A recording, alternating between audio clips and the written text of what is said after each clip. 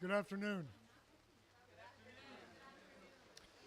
We were just giving it a minute so the rain could really pick up before we got started. Thanks, Nancy. Appreciate it. Before we start, a couple of housekeeping things. First of all, a deep and heartfelt thanks to Meredith, to Lexi, and to Shay, who put this thing together. As you can see by looking around, no small feat. And also, there's this wonderful book of photographs of Nancy's long and illustrious life. So when you get a moment, please flip through it, find a page that speaks to you, and write something pithy. Be kept forever, so say something good.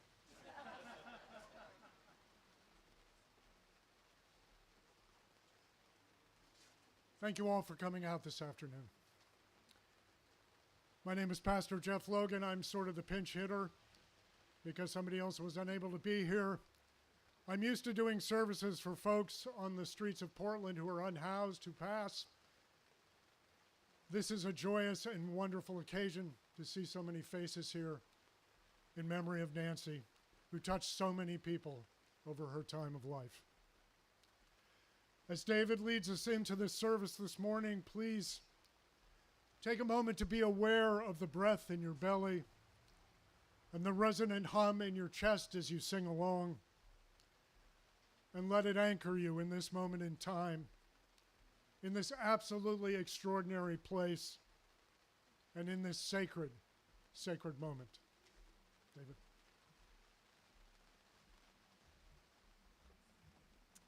Hi, everyone. My name is David Myers-Wakeman. I'm the choir director at North Yarmouth Congregational Church, where I first met Nancy and became very good friends with her over the years.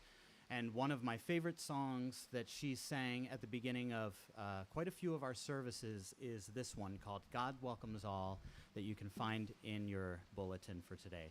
So Jesse and I are going to sing through it once, and then if you would like to join us the second, and maybe we'll do it a third time. God welcomes all, strangers and friends. God's love is strong and it never ends. God welcomes all, strangers and friends. God's love is strong and it never ends. God welcomes all, strangers and friends. God's love is strong and it never ends.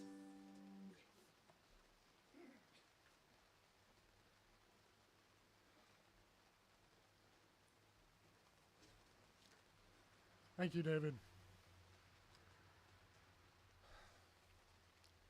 We all gather here today, yes, to mourn the passing, but also to celebrate the extraordinary, wonderful, joy-filled life of Nancy Jean White. As I said before, my name is Pastor Jeff Logan. I'm the executive director and one of the co-pastors at Grace Street Ministry, which is a homeless outreach ministry that serves the members of the unhoused community in Greater Portland with presence, prayer, and advocacy.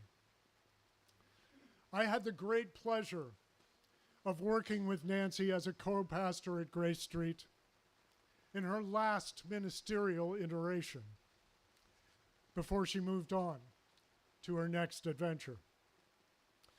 But I'll have more to say on that in a moment. Because before you get to the end of the story, which is where I came into things, it's usually helpful to have a sense of the beginning and also of the many steps that a life takes before it reaches whatever finish line has been demarcated. Originally, Nancy's old friend Laura was going to officiate here today, but she had family obligations that had prevented her from being here, and so I offered to help by filling in. The unfortunate thing is that my knowledge of Nancy's life only encompasses the last few years, and so I had to ask for help from others in order to understand the complete picture. Fortunately, Nancy's niece Meredith contacted her brother Peter, Father Peter. Right, Nancy's brother Peter. Sorry, your father. I knew I'd mess this up, and I'm just getting started. Fortunately, what Peter provided me with was a wonderful timeline of everything Nancy had done since diapers. And because, as you people might have noticed, I get confused with some relative ease, he color coordinated it. Some with green, so if it was interesting, I could bring it up. But the yellow stuff, it was the stuff in yellow that I needed to highlight. So thankfully, I actually learned a tremendous amount about Nancy reading through this document, and I would truly be completely lost without it. Of course, we also did have Nancy's instructions on what she wanted us to do today. David does music, good music. No pressure. No open mic. Hence the long synopsis. Informal and short. Informal, you might imagine I can do. Short may be tough with all the shenanigans that Nancy got into in her life. Scott, speak. We got that one. In the field, across the road. Field, road. So, okay, Nancy, we did our best. Could you get the rain toned down, at least not bring the wind up too high? Thanks. Appreciate it.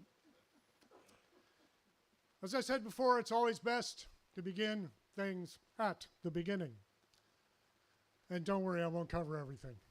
Nancy was born on May 27th, 1955 in Pittsford, Pennsylvania. Her parents were Bob and Barbara White, and she had two older brothers, Bob and Peter, an older sister, Linda, and a younger brother, Scott. I will leave the details of Nancy's family and her childhood to Scott and jump ahead to her college days. Nancy got her BA in finance from DePaul University in Greencastle, Indiana. She was a member of the Alpha Gamma Delta sorority, and it was there that she began her lifelong mission to develop close friends that she would hold in her hearts and in her arms for all of her days. As one of her close friends of that time, Patty Haynes Gainey, writes, quote, "I've been looking at old Alpha Gam pictures, and without a doubt, you brought so much joy to our house. There are pictures of you curled up napping, singing at a rush and flashing that smile, often impish, of yours that could warm up an igloo," end quote.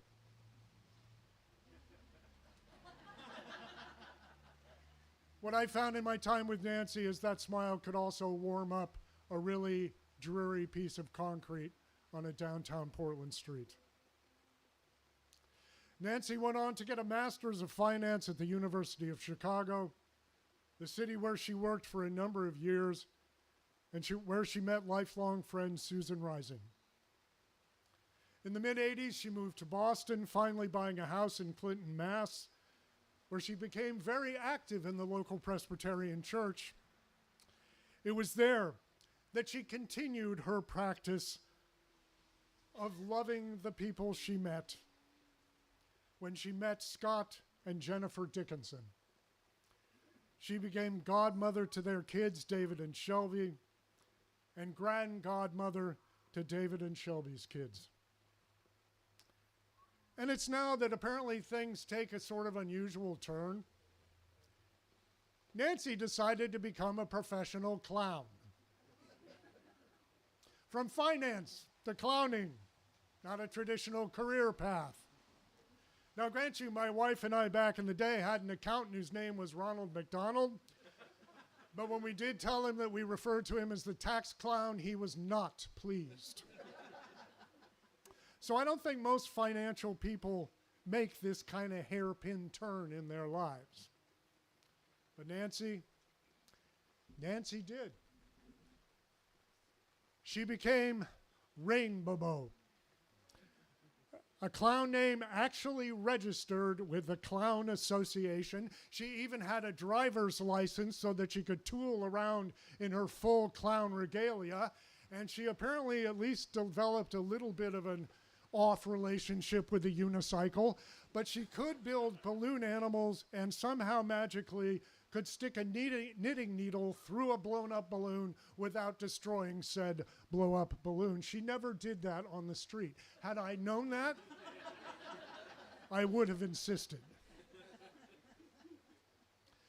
But you know, when I was looking through these things, there was nothing highlighted in either yellow or green about a very important piece of this, which that Meredith had her own version of Nancy's Rainbow costume and would help her aunt with various tricks that she would do. Essentially, the Robin to Nancy's Batman, as it were. That's Meredith. You all know her. Make sure and ask her about this after the service. And then in 2000, Nancy decided to take another remarkable, screeching, two-wheeled U-turn and become a minister. From my perspective, clown to minister is a more logical progression than financial person to clown. But that's because one of my favorite quotes from my time as a Shakespearean actor, spoken of Feste the Jester in Twelfth Night, is, "This man is wise enough to play the fool." And it's an important line to remember when you work out on the street. It reminds you that you're not in charge, that you need to hold things lightly, and perhaps more importantly, that wisdom often resides not in advice, but in compassionate silence. Nancy knew all of that instinctively. So off she went to seminary, where she met her lifelong chosen family, Vince and Sandra. As Sandra writes, quote, "When Nancy was in seminary, her pastor suggested a week as a counselor in the Presbyterian camp. The only week which fit her schedule was the week that Vince and I ran our Challengers camp for developmentally challenged adults. She had never had any interactions with this population, but she signed on. She fell in love with the group and wanted to be involved with the ministry. I couldn't pay her, so we devised a plan. She would sell her house, move in with us, and we would support her, and she would work in the ministry. She brought a new life and an enthusiasm and was a blessing to so many. Vince, she, and I became a family, and as of a family, we moved here to Maine," end quote. And it was in Maine, where she was already working as the pastor of the North Yarmouth Congregational Church, that I had the great good fortune of meeting Nancy. My first impression was of a very well-intended older woman who had a genuine interest in getting outside the walls of her church and working with the unhoused. But maybe she wouldn't have the resilience and the thick skin / marshmallow center that is needed in this work. It didn't take me real long to figure out I was completely wrong. Much like she did when she worked at the Challengers camp, she was able to bring her love and her joy to the street and was able to work effortlessly with a population that can be tremendously challenging. And perhaps most importantly, she had spent her work, her entire life, building and nurturing relationships, and relationships are entirely what work on the street is all about. If you have no relationships, you have no work on the street. As Henry Meyer, who's the director of the Elena's Way Wellness Center and the Preble Street Outreach Collaborative in Portland, wrote, together with Peggy Lynch, the longest-serving outreach worker in Preble Street, they said of Nancy, quote, "She comforted countless people with all kinds of loss. She consistently showed up for people when no one else could. She had a remarkable way of speaking with clients to make them feel seen. She celebrated the wins with our clients that no one else could, no matter how small those wins were. We truly miss the way clients smiled when she helped them. We truly miss her support and her kindness," end quote. There is a fundamental optimism inherent in being a clown and a minister that Nancy embodied in such a remarkable way. And it took that optimism to continue to spend time in the darkness with a smile that never dimmed and a heart that never closed. She was, in so many ways, the embodiment of my favorite Franciscan blessing. May God bless you with discomfort and easy answers, half-truths, and superficial relationships, so that you may live deep within your heart. May God bless you with anger at injustice, oppression, and exploitation of people, so that you may work for justice, for freedom, and for peace. May God bless you with tears to shed for those who suffer pain, rejection, hunger, and war, so that you may reach out your hand to comfort them and to turn their pain to joy. And may God bless you with just enough foolishness to believe that you can make a difference in the world, so that you can do what others claim cannot be done, to bring justice and kindness to all of our children and to the poor. May we all be so foolish. In my experience, Nancy most assuredly was. Amen. I would like to invite Nancy's godson up to speak.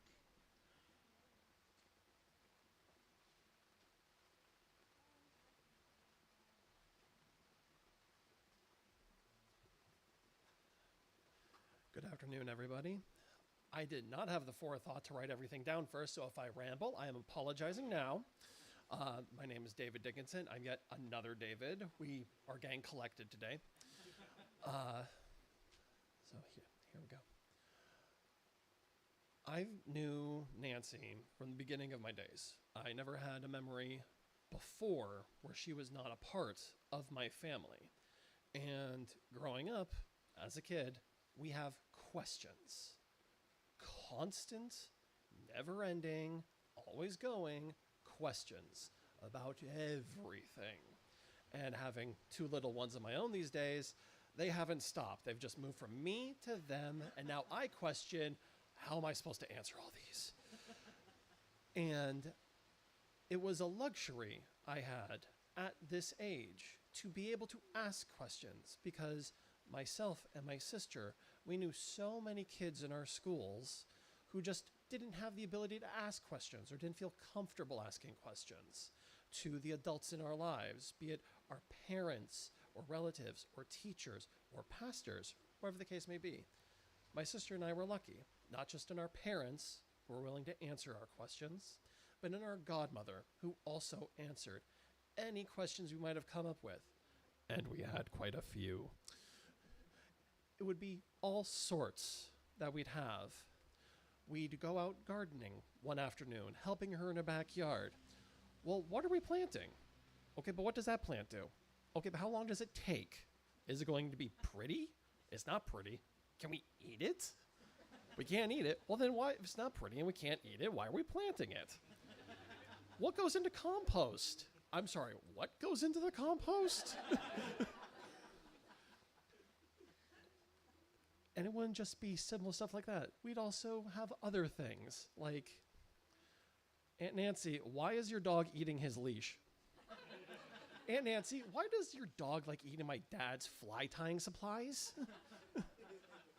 Aunt Nancy, I know this isn't a question, but he got on the table again. And it would just continue on. And as we grow, the questions grow with us, not just in number, but in complexity. And of course, my sister and I were very, very curious children. And where we encountered Nancy the most, if she wasn't at home with us, she'd be at church with us. So we'd have naturally questions of faith. Well, Aunt Nancy, why is it called Good Friday with what happens that day? It doesn't feel very good. Okay, Aunt Nancy, why do we have communion like this? Like, the Scottish shortbread is really tasty, but that's not what some of our classmates have. We were in mostly a Catholic town, so now you understand what the common communion was. Okay, so why do we close our eyes when we pray? Why do we say this prayer all together, but then we say prayers silently in our heads? And again, time would go on. And as Jeff shared, she had the various points in her life. And then we would have questions as to why she did that. You became a clown? So you're in this picture. Which one? Well, I can't tell which one is you. There's 20 clowns here, and you all look similar under the makeup. Oh, that one's you. Okay. What was your name? Rainbow. Rainbow. Oh, there's two. Okay, Rainbow. Cool. And then we would just continue getting older. And then, as was shared, she joined Challengers Camp after also joining the ministry. And that would have a lot of questions for me, because Nancy and my dad worked at the same company for years. So they'd come home sometimes, talk about their work, and I'd be curious, like, oh, what do you guys do for work? So you work in the same building, but you don't do the same jobs. So you do different things. Okay, what do you do, Aunt Nancy? That's a lot of numbers. That's a lot of people. That's a lot of people giving you different numbers. How do you deal with this? Okay, I don't know if I have an answer for that one. And then she would join ministry. And then it was the question of, well, why did you join ministry? Because we'd been part of the church for years. And of course, we knew pastors during that time. But it was different because for me, there were people that go to church, and then there's your pastor. And Aunt Nancy was a person who went to church. She wasn't the pastor. So suddenly, my Aunt Nancy becoming the pastor was weird. Because it's like all of a sudden having a family member and they become your teacher at school. Your teachers don't leave school. They stay at school. And then you go home. The pastor stays at church. They don't leave the church. What do you mean you're becoming a pastor? But she was patient, and she answered the questions. Always patient. Always willing to answer the questions, no matter how deep or inane they became. She joined Challengers Camp. Well, what's Challengers Camp? Who goes to Challengers Camp? Okay, that's kind of interesting. My sister thought it was very interesting. She started joining Challengers Camp shortly afterwards to become a counselor in her own right. I took a little more work, but eventually I joined too. I worked with my dad in the kitchens. And then, again, the questions would come. All right, so their names are okay and okay. And they have different dietary needs. All right, that one's no gluten. All right, and that one is no dairy. Okay, good. And that one's no gluten, no dairy. Okay. And that one's no gluten, no dairy, and no red food dye. We have lasagna planned this week. How are we going to make this work? Okay, good. And again, just questions. Patience on her end. Always patience. And in the times that she couldn't answer her question, she was willing to answer, quite honestly, I don't know, but let's try to figure it out. Because sometimes it's not important to have the answers. Sometimes it was important to be willing to walk with you in what you don't know. Time went on, Challenges Camp ended for me. High school was over, time to go to college. Moving apart, starting to live your own life. Didn't have as many questions to ask her. Sometimes now, as an adult, the questions were posed to me. How's your classes? How's it feel being away from home? How are things going for you right now? You want to change your major? You want to study religion? So you now want to become a pastor? Yes, I can tell you what it's like to join seminary, to study religion. Millie, I didn't study finances and business first. I just jumped straight into the deep end. But she was willing to answer questions. And then she had questions again for me. Well, what did you study? Well, that's not what I learned. Well, that's very interesting. You're studying what world religion? It's interesting how those two things come together. We were now starting to collaborate. I wasn't just asking. I was now answering. And our relationship changed. And she taught me how to be patient in answering the questions, not just in trying to ask the questions. Time moved on. I joined seminary. I completed seminary. I did not follow into ministry like she did, but still, we could understand each other in that way. But as that time went on, bigger, different questions started becoming. Aunt Nancy, there's this girl I really love, and I want to marry her. Can you officiate our wedding? Can you come and run the marriage for us? Can you help us with the wedding? It would mean a lot. She said yes. And that was a really big deal. We went back to Camp Wilmot, where Challenger Camp is held, and had our wedding there. And it was lovely. A few years later, we were expecting our kids. She came and joined us. What are their names, David? This is Miriam. This is Lorraine. Can we bring them by to see your animals at your house sometime? Of course. As they grew up, she became part of their lives as well. During the fall, we'd go to their house and it'd be time to do the honey harvest. And now, I wasn't just asking the questions and we weren't just answering back and forth. Now my little ones had the questions too. Well, what do you mean we can collect honey from the bees? What does it take to collect honey from them? We have to use smoke? Doesn't that hurt the bees? We have the hives where we do the honey. How do we get it out? We put it in this thing? It spins it around really fast? How long does it take to spin it out? That takes forever. Is it done? Do we get to taste it? We have to filter it first. Fine. And then she was diagnosed with cancer. And then the questions started becoming more one way, but from me to her. How are you feeling? Is there anything I do to help? She asked me to come over, clean gutters, split wood, maybe help occasionally around the house. She'd have to go into the hospital. She'd have to get treatment. I'd get questions from family members. Can you come and see her for a moment? Can you come talk to her?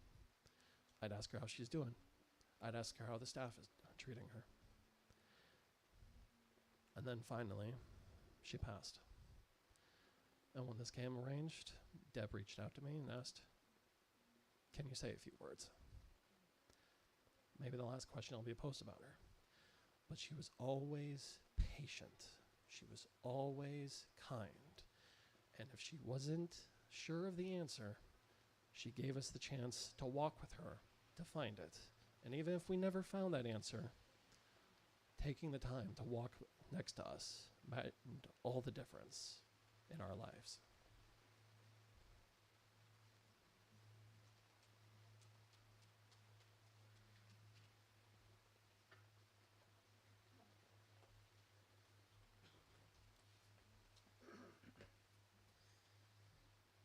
All right, well, while I collect myself from that,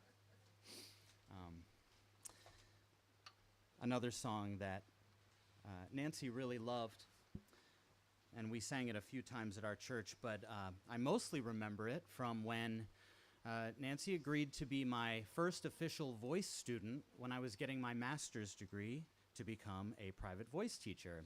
And when we were trying to think of songs that we could start with in her lessons, she brought to me I Think You're Wonderful by Red and Kathy Grammer. And so we sang this together in my studio. This is printed in your bulletin today. You may sing as much or as little of it as you would like, but you may feel most comfortable singing the chorus of it, which is what we start with.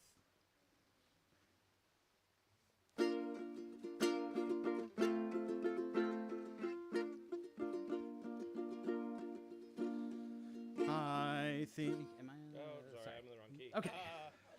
Let's try that again. Yeah. There we go. That feels like it. I think you're wonderful when somebody says that to me. I feel wonderful, as wonderful can be. It makes me wanna say the same thing to somebody new. And by the way, I've been meaning to say, I think you're wonderful too. When we practice this phrase in the most honest way and find something special in someone each day, we'll lift up the world one heart at a time. It all starts by saying this one simple line. I think you're wonderful when somebody says that to me. I feel wonderful, as wonderful can be. It makes me wanna say the same thing to somebody new. And by the way, I've been meaning to say, I think you're wonderful too. When each one of us feels important inside, loving and giving and glad we're alive. Oh, what a difference we'll make in each day, and all because someone decided to say, I think you're wonderful when somebody says that to me. I feel wonderful, as wonderful can be. It makes me wanna say the same thing to somebody new. And by the way, I've been meaning to say, I think you're wonderful too. And by the way, I've been meaning to say, I think you're wonderful too.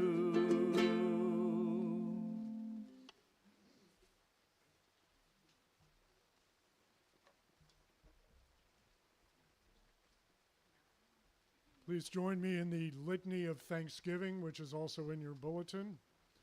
You guys get to do the rousing part in full caps and bold. For the life of Nancy Jean White, who worthily lived among us. For the 70 years of her life, living always joyfully and fully, with faith and deep appreciation of God's love. For her siblings, to whom she was a grand sister, counselor, and friend.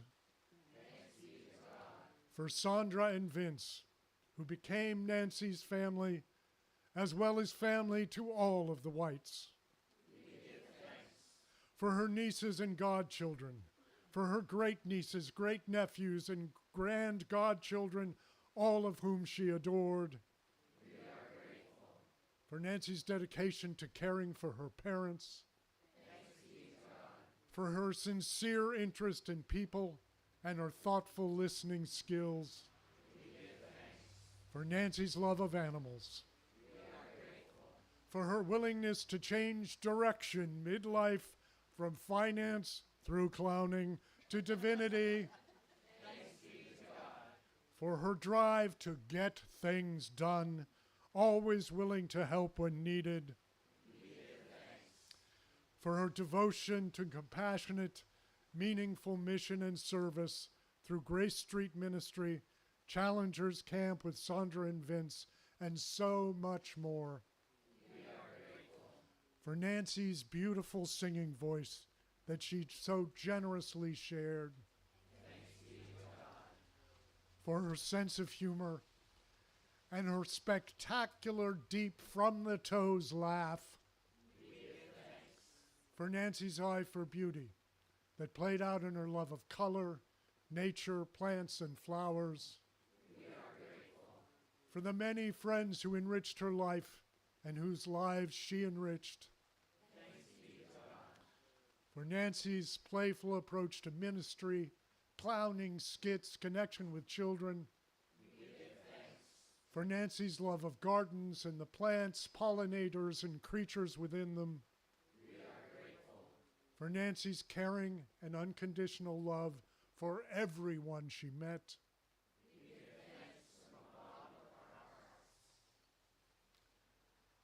Scott.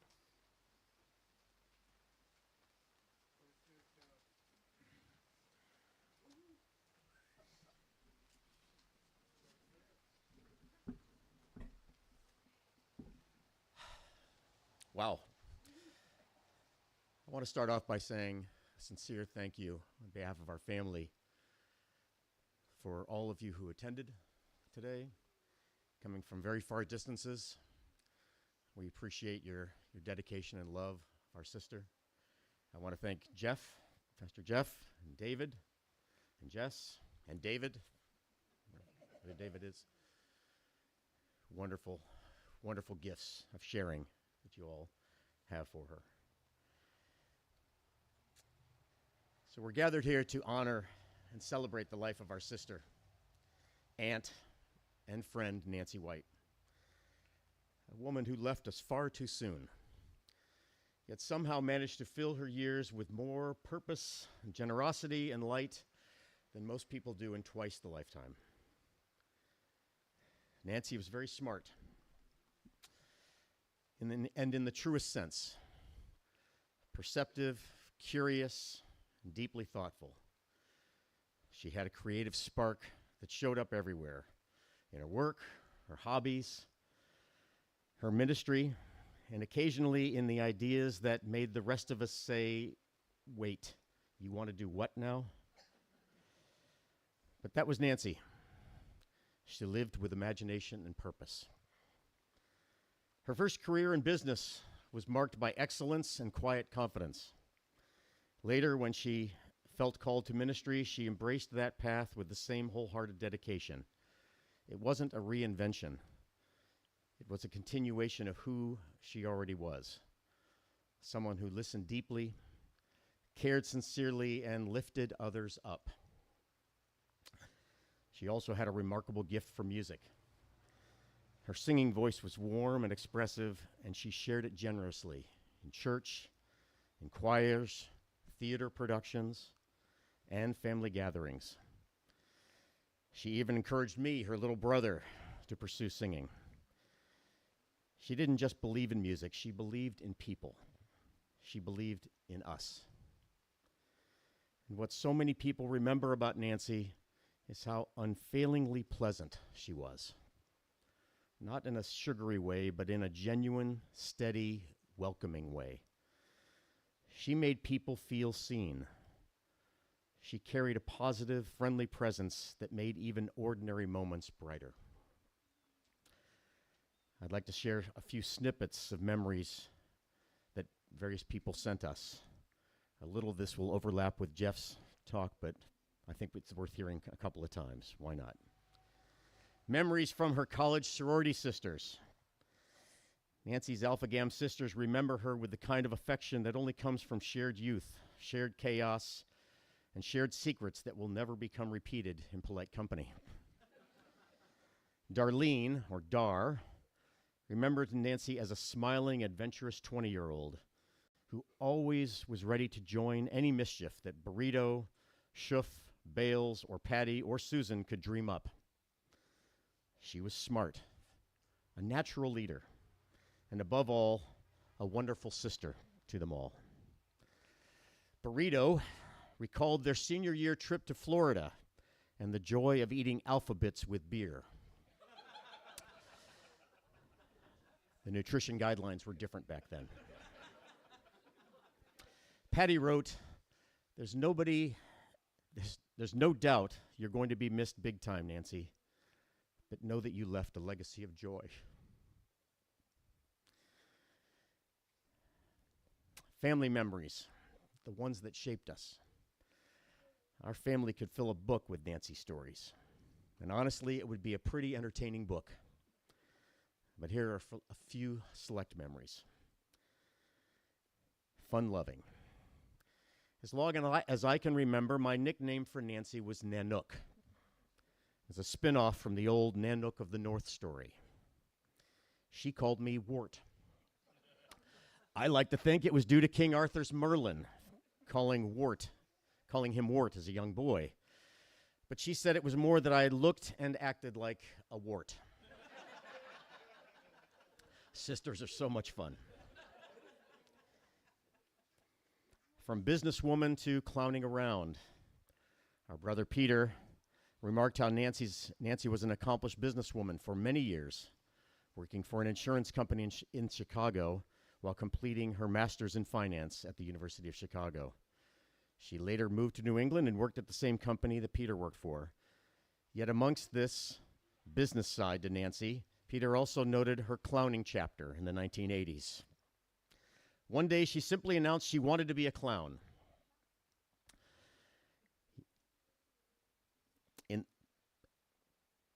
Not professionally, but just as a pastime, as one does.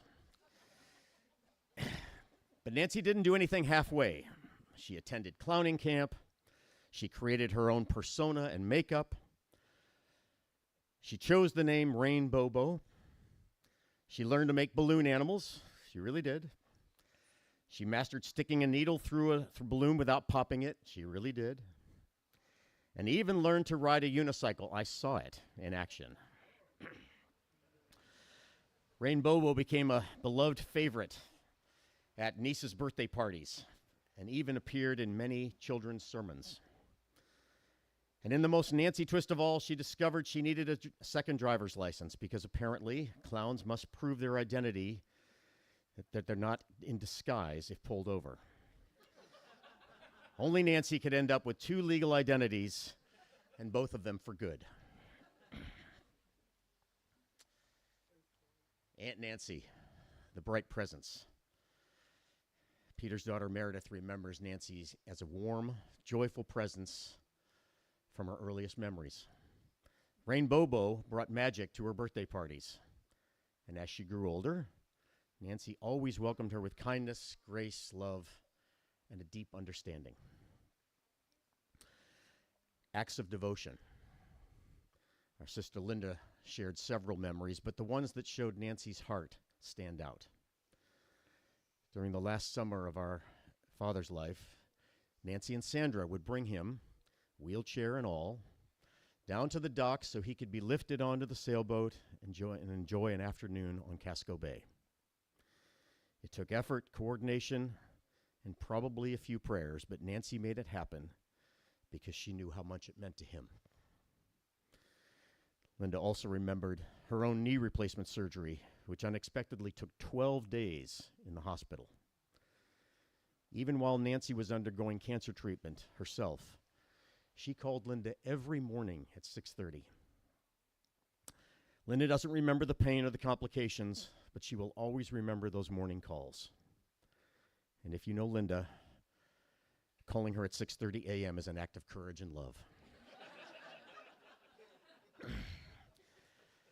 Inspiration without trying. Our niece Kim recalled visiting Nancy in Chicago as a teenager. Nancy took Kim to work to shadow her and some coworkers. This was before the Take Your Child to Work Day was a thing.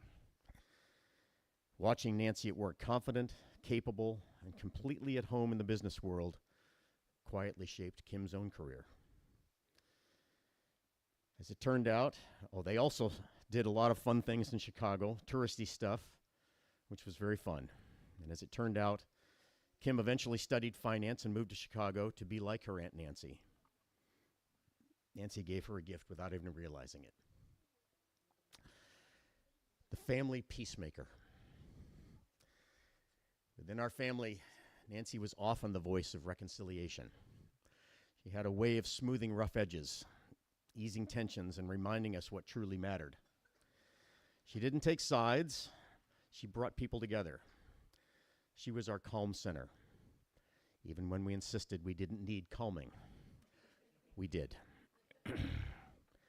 My wife Sandy shared how Nancy welcomed her into the White family with warmth and kindness from the very beginning. Over the next 42 years, her friendship grew into something very truly special. Nancy formed a close bond with our daughter Lexi and Shay. And when Lexi and Shay became engaged, it felt natural that for Nancy to officiate the ceremony. Nancy embraced Shay with the same loving kindness she offered to all of us. And then there's the what to do next era. Before entering the ministry, Nancy explored many possibilities, including opening a flower shop and several other wonderfully creative, slightly quirky ideas. But she approached each possibility with enthusiasm and imagination. She was never afraid to dream. And a ministry born from love. And as Jeff noted earlier, Sandra recalled the story while Nancy was in seminary, her pastor suggested she spend a week as a counselor at a Presbyterian camp for developmentally challenged adults. Jeff and Nancy did not have experience with this population, but she signed on anyway, and she fell in love with the work. And even though they couldn't pay her, they took her into their home while she was finishing her seminary, and together they became a family, and eventually moving to Maine, taking care of our aging parents. Nancy's ministry, heart first, always. When Nancy entered the ministry, she brought her whole heart with her. Her sermons made people think, not by preaching to them, but by inviting them to reflect and to question and to grow. She cared deeply for her congregations, especially in North Yarmouth. She listened to their stories, celebrated their joys, and held their sorrows and compassion. A young woman from her church wrote, "You gave me life and hope and worth when I felt I had none. You shared your mission, your home, your heart with me. You loved big and true, without boundaries. The world is better because you existed, and I will watch for you in the butterflies." A life that leads a lasting light. Nancy's life was a testament to compassion, resilience, humor, and faith. She gave so much of herself to her work, her ministry, her music, her friends, and especially to her family. Though her time with us was far too short, the impact she made was lasting. We will remember her not only for what she accomplished, but for who she was, a bright, generous soul who made the world better simply by being in it. We love you, Nancy. We miss you. We carry your light with us.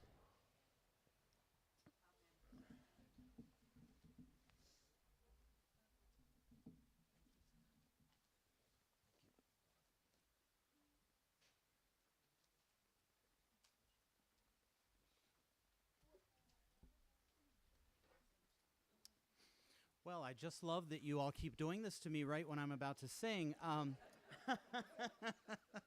So I'm going to talk some more so that I can, again, collect myself. Thank you to both Scott and David for your words today. Nancy did love music and loved singing, and we loved singing together. And when she was at North Yarmouth one year for the Lenten season, she had a song in mind, written and sung by a family friend, Christiana Bomer, called "My Soul Waits for the Lord." Our friend Christy Paul, who also was fortunate enough to get to know Nancy, has agreed to come and sing with us today. Her name didn't make it into the program today, but Christy Paul will be singing along with me, and Jesse will play ukulele.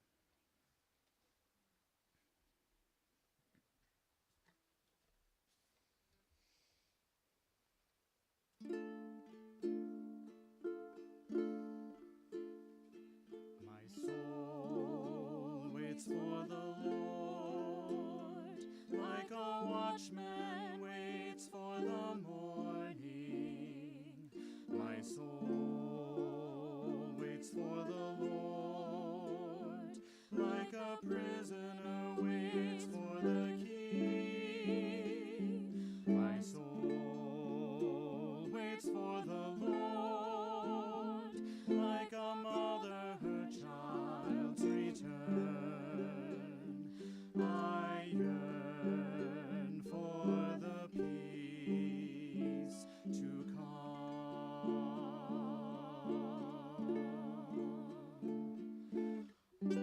O Israel, put your hope in the Lord.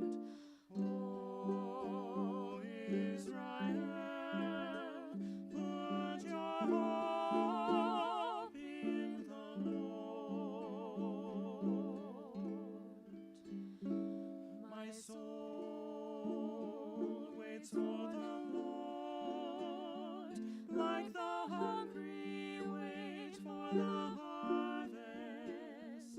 My soul waits for the Lord, like a sailor waits for the wind.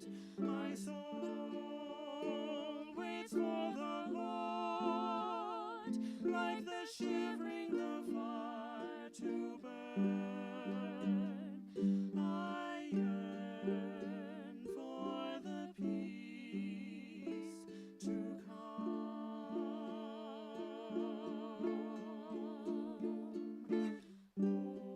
O Israel, put your hope in the Lord. O Israel, put your hope in the Lord. My soul waits for the Lord, like the farmer watching the rain clouds. My soul waits for the Lord, like the traveler heading for home. My soul waits for the Lord, and I know that his time is near. I hear him in my heart.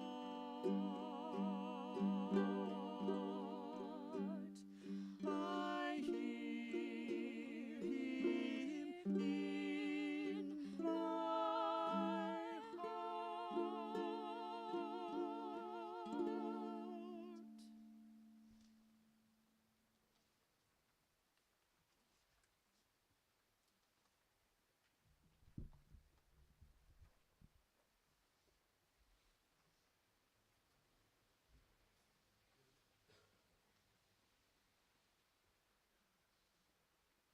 Please join me in the spirit of prayer. O Holy One, please take into your care the foolish, wise, indomitable spirit of Nancy Jean White. May she finally be able to set down the burdens of a mortal life and bask in the warmth of your divine embrace. And may those of us who have gathered here today in sadness find solace in the fact that Nancy is no longer suffering. Her long battle with cancer has come to an end, and she is free of the vagaries of side effects and the disappointment of promising treatments gone awry. And may we all collectively know that the sorrow we feel today is in direct proportion to the love that we felt during Nancy's life. And that, I have no doubt, is a trade that we will all willingly bear. Godspeed, Nancy. and may flights of angels sing thee to thy rest. Amen.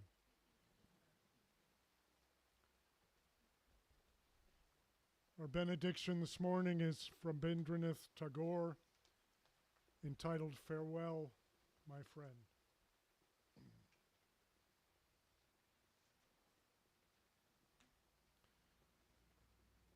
Farewell, my friends. It was beautiful as long as it lasted, the journey of my life. I have no regrets whatsoever, said the pain I'll leave behind. Those dear hearts who love and care, and the strings pulling at the heart and soul, the strong arms that held me up when my own strength let me down. At the turning of my life, I came across good friends, friends who stood by me even when time raced me by. Farewell. Farewell, my friends. I smile and bid you goodbye. No, shed no tears, for I need them not. All I need is your smile. If you feel sad, do think of me, for that's what I'd like. For when you live in the hearts of those you love, remember then, you never die.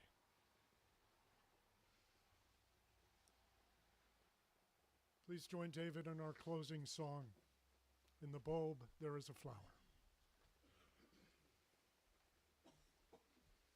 And I invite you to stand if you are able.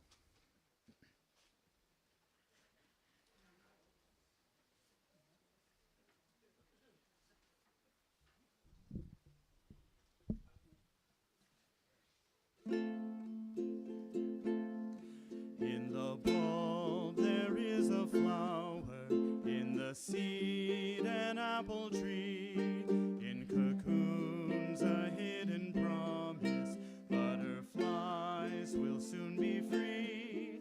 In the cold and snow of winter there's a spring that waits to be unrevealed until its season, something God alone can see. There's a song in every silence, seeking word and melody. There's a dawn in every darkness, bringing hope to you and me. From the past will come the future, what it holds a mystery, unrevealed until its season, something God alone can see. In our hand is our beginning, in our time infinity, in our doubt there is believing, in our life eternity, in our death a resurrection, at the last a victory, unrevealed until its season, something God alone can see.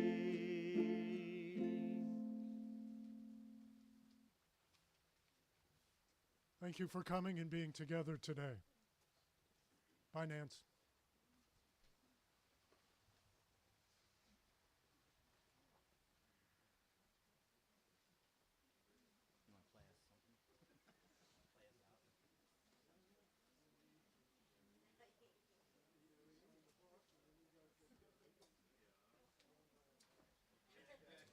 We hope that everyone will stay for a reception. It will take us just a moment to get all of the food out. In that time, please come up and take a look at the guest book and sign where you feel moved to do so.